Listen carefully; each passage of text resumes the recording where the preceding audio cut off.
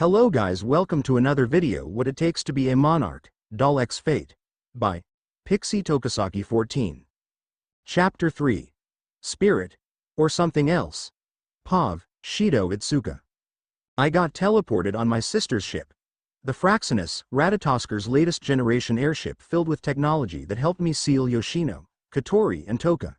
Speaking of Toka, after we got teleported, she immediately got RUSED into the medbay so that Rain could treat her. Right now I'm at the bridge with Yoshino behind me looking at my sister Katori. She keeps looking at a picture of Saber when she was fighting Toka. It's like she is holding something invisible, like a weapon perhaps? She turned towards us in. Shido, do you recall anything before that golden light? She asked me with a face that earned her title of the commander of the Fraxinus. I just remember Saber holding a sword.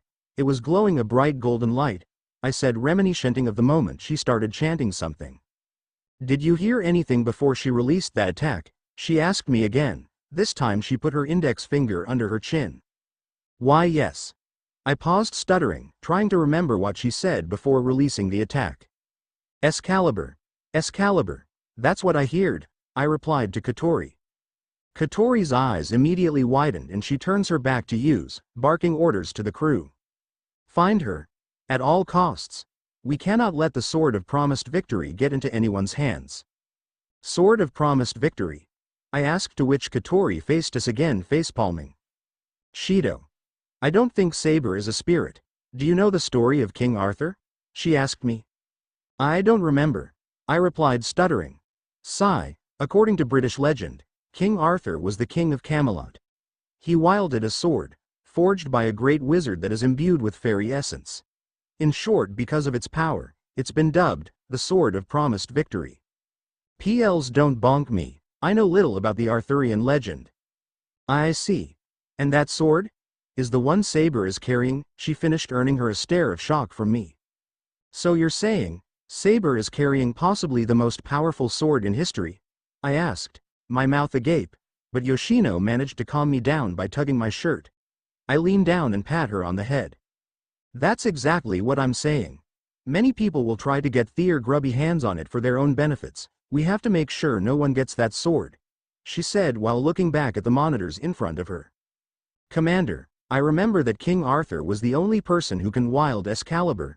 Rain jumped into the conversation. Rain, how's Toka? I asked, worried about the gluten that is Toka. Don't worry, Shin. She's stable and will recover after a few hours, she replied with a reassuring tone, even though the bags under her eyes suggest Rain herself isn't looking too good. We need to find her.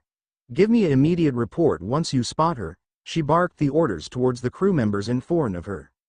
Yes, Captain. They all replied while doing their work. Saber. If that is your real name, please be safe. I know that, look, Oni-chan. You want to try and help her, Katori said while looking at me smirking. Yes, I do not want any harm on her, I responded with a voice full of determination. Sa, watastashi dito o hajime mashu, Katori said while popping another lollipop in her mouth. Pav, Artoria Pendragon. After I escaped to a nearby building, I waited for everyone to retreat. When all of them were gone, I left the scene. I can't believe I already encountered Shido. Katori must really want to seal me. I dorned those thoughts and focused on what's happening now. I was getting really hunrgy. I almost forgot Saber's bottomless pit she calls her stomach. I can't enter the city like this, I'll draw too much attention.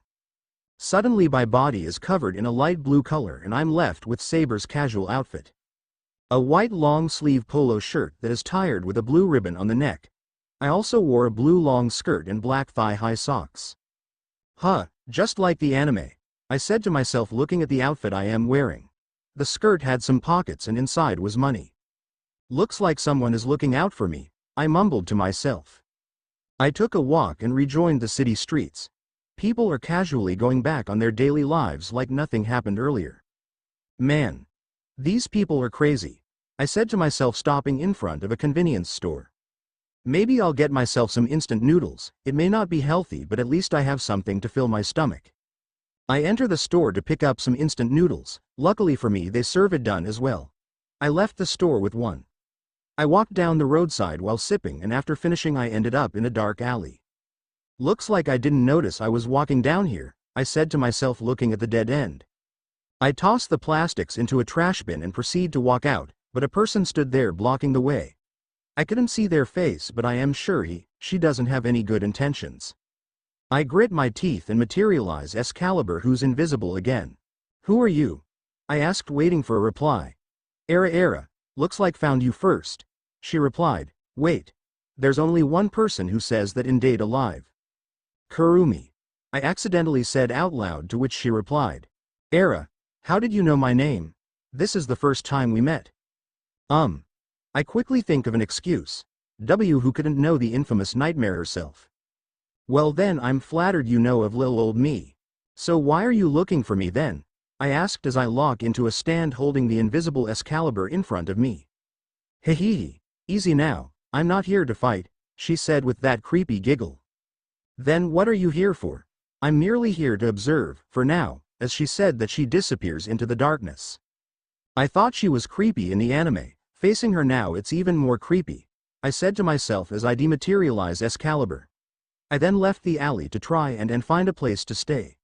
This world just keeps on giving. I hope my sister will be alright with my death. She's always took care of me when mom and dad died. I'd say she's a little bit too clingy, which leads some embarrassing situations.